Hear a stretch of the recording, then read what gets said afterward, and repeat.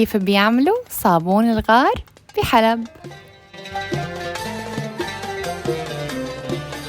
هون بيطبخوا صابون الغار وحصراً بالشتاء، الموسم بيبلش من شهر 11 للشهر الثالث. بيدوبوها هون بهذا الخزان وبيغلوها مع بعض، وآخر شي بس تغلي الطبخة بدوقوها.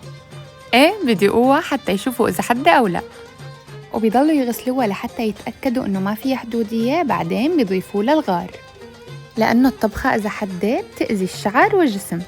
هون بالأرض بمدوا الصابون وبتركوها لمدة 6 ساعات على القليلة لحتى تنشف، وبعدين بيربطوا هاي القطاعة بحبال، واحد بدوس واثنين أو 3 بيسحبوا، وهيك بيقطعوا صابون الغار. وبيتركوه بعدين للصابون الغار من الشهر الثالث تقريباً للشهر الثامن لحتى ينشف ويبلش يصفر، ويبلشوا يبيعوا منه. والصابون بيتصدر لكل بلدان العالم وإله شعبية.